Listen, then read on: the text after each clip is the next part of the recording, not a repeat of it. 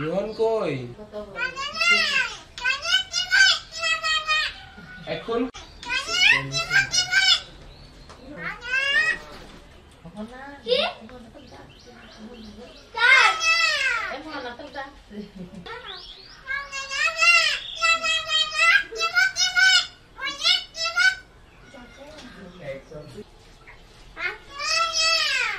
সবাই বাসায় থাকো। হ্যাঁ ডাকছে।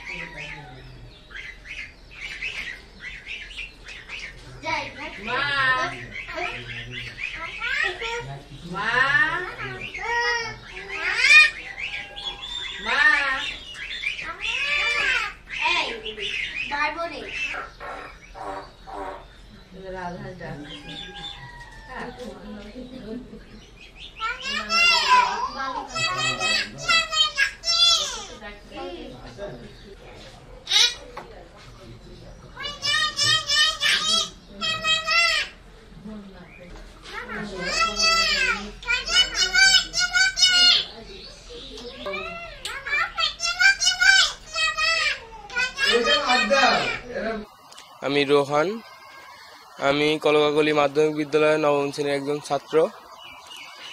আমার পাখি ইউটিউব থেকে দেখে আমার পাখি পোষার শখ জাগে। আমি পাখি খুঁজি, অনেক পাই না। একদিন দুইটা গাছের থেকে পাই। তারপরে এদেরকে অনেক ছোট ছিল, এসে খাওয়াই দিয়ে মুখ দিয়ে খাওয়াই ওর মারা যেরকম খাওয়ায় তো সেরকম খাওয়াতাম। খাওয়ানোর পরে আস্তে আস্তে ওরা একদিন একটাকে বিড়ালে কামড়ায়, আমি পশু হাসপাতালে নিয়ে যাই। পশু হাসপাতালে নিয়ে যাওয়ার পর ওষুধ লিখে দেয়, আমি ওষুধ নিয়ে এসে খাওয়াতে থাকি, আস্তে আস্তে সুস্থ হয়ে যায়। তারপরে যখন 5 মাস বয়স, তখন আস্তে আস্তে শীষ দেওয়া শেখে। শীষ দিতে দিতে আস্তে আস্তে নানা ধরনের কথা বলতে পারে, আল্লাহ, মা, ময়না, মিঠু, ডন, অনেক ধরনের কথাই বলে। তারপরে বাইরে যখন নিয়ে বাড়াই, শহরে যাই কিংবা বাইরে স্কুলে যাই, তখন নিয়ে যাই। আস্তে আস্তে ওরা এখন আমাকে ছেড়ে কোথাও যায় না। বাইরে যখন যাই আমার কাঁধেই বসে থাকে, কোথাও গেলে পারেও আবার ডাক দিলে চলে আসে। এখন ওরা অনেক সুস্থ হয়ে আছে, ওদের বয়স 1 বছর। আল্লাহর রহমতে ওরা আমাকে ছেড়ে যাবে না, এই ভরসা আমার আছে। অনেকজন অনেক কথা বলতো যে শালিক পাখি কেন পুষিস, কথা বলাতে পারবি না। আমার ইচ্ছা ছিল যে আমি শালিক পাখি কথা বলাবই, উনি যেমন করে হোক কথা বলাবো। আস্তে আস্তে আমি এখন ওদের কথা বলা শিখাতে পারছি। এখন ওরা ভালো মোটামুটি কথা বলতে পারে, সব ধরনের কথাই বলতে পারে। ওরা যদি চলে যেতে চায় তো ওদেরকে ছেড়ে দেব, ওরা তো আমার কাছ থেকে আল্লাহর মতো যাবে না। ওদেরকে আমি যেভাবে মায়ের মমতা দিয়ে বড় করছি, ওরা ভাবে আমি ওর সব কিছু। মানুষ বেমানি করে, পশু পাখি কখনো বেমানি করে না, এটা আমি বিশ্বাস করি। আমি ছোটবেলা থেকে সব রকম পশু পাখি পুষে লালন পালন করি, এইগুলো খুব ভালো লাগে। ছোট থেকে দেখি যে ও পশু পাখির প্রতি ওর একটা টানটা অনেক বেশি। তো এই শালিক পাখিটা পোষার ঝোঁকটা বেশ দীর্ঘদিনের ওর, এবং এর পিছনে ও কথা বলানো, কিভাবে খাওয়ানো, পরিচর্যা, তো এইগুলা ও অনেক আগের থেকে করছে। এই পাখি ও স্কুলে গেলে দেখি যে ওর ঘাড়ে পাখি নিয়ে যায়, কোথাও বেড়াতে গেলে দেখি যে পাখি নিয়ে যাই, ওই খাঁচাতে নিয়ে যাই, কোনো সময় ঘাড়ে নিয়ে যাই।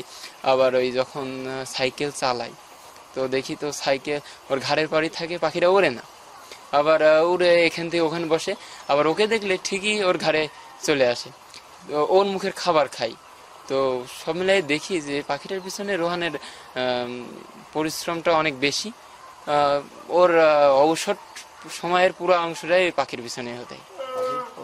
হ্যাঁ, পাখি কথা বলে, নিরিবিলি সময়ে এই পাখিটা আর কি কথা বলে, বিশেষ করে সকালে। তাহলে যখন মানুষজন বেশি থাকলে পাখি সাধারণত কথা বলে না। ও রুমে যখন থাকে পাখির সাথে শীষ দেয়, যে কোনো রোহান ওক দেখলে রোহান বলে ডাকে, তারপর মিঠু বলে ডাকে, বাড়ির অন্য অন্য সদস্যদের নাম ধরে ডাকে। এগুলা সচরাচর দেখাই যায়। বেশি মানুষজন হলে সেক্ষেত্রে পাখি তো একটা জীব, তো ও তো ভয় পাবে, এটাই স্বাভাবিক। রোহান একদমই তরুণ একটি ছেলে। তো আমি যতটুকু ওর সঙ্গে আলাপ করে জানলাম যে সে এই পাখিটি বাসা থেকে নিয়ে আসছে, মানে এটা গাছটি কেটে ফেলছিল, যার জন্য ও বললো যে ভাই ওই ডাল কেটে ফেলে দিচ্ছে, বাসা তো পড়ে যাবে। তো যার কারণে আমি বাচ্চা দুটোকে নিয়ে আসছি, নিয়ে এসে বড় করছি, বড় করে তারপর আস্তে আস্তে কথা বলা শিখেছি। আসলে পাখিরা, এটা কিন্তু ময়না প্রজাতির পাখি, এটা শালিক, কিন্তু এটার ইংরেজি নাম কমন ময়না। এটা হিল ময়না, যেটা আমরা ময়নার কথা শুনি সেটা হলো হিল ময়না, আর এটা হলো কমন ময়না ইংরেজিতে। তা বাংলা নাম ভাত শালিক। এরা আসলে কথা বলতে পারে না, সব সময় যে মানুষের সঙ্গে কথা বলতে পারে তা না, কিন্তু মানুষের কথাকে ওরা, সেম কথাকে ওরা অবজার্ভ করতে পারে, মানে যে ভাষাটা ওকে শেখানো যাবে সেই কথাটা ও শিখে রাখে এবং সেটাই বলতে পারে। তো পাখি আসলে আমাদেরকে, এইটা বন্যপ্রাণী, এদেরকে ঘরে পোষা মোটেও ঠিক না। তবে রোহান যেটা করেছে, ওদেরকে রক্ষা করার জন্যই বাসায় এনে পুষেছে। যেহেতু ওই গাছটির ডাল নাকি কেটে ফেলছিল, তো সেখান থেকে পাখিগুলোকে রক্ষা করা কঠিন হয়ে যাচ্ছিল, তার কারণে সে বাসায় এনে মায়ের স্নেহ দিয়ে বড় করছে। ওরা এখন, আমি তো দেখলাম যে উড়ে যাচ্ছে, উড়ে আসছে, ওর কাছে বসছে। তো আমি একজন পাখি গবেষক হিসাবে দেখেছি যে বন্যপ্রাণী কখনোই ঘরে পোষা যায় না, এবং পোষার নিয়মও নেই, আইনেও নেই। তো এটা সবচেয়ে বড় কথা না। ও এদেরকে রক্ষা করেছে, যখন বাসাটা ভেঙেই যাচ্ছে তখন সে নিয়ে আসছে, ভালো করছে এটা। কিন্তু রোহানের দেখা দেখি আর কেউ যেন এই পাখি এনে, ছোট বাসা থেকে এনে যেন ওর মতন চেষ্টা না করে, কারণ বন্যরা বনেই থাকবে, পাখিরা গাছে থাকবে, পাখিরা প্রকৃতিতে থাকবে। এইটাই আমাদের বলার এবং চাওয়া এবং পাওয়া।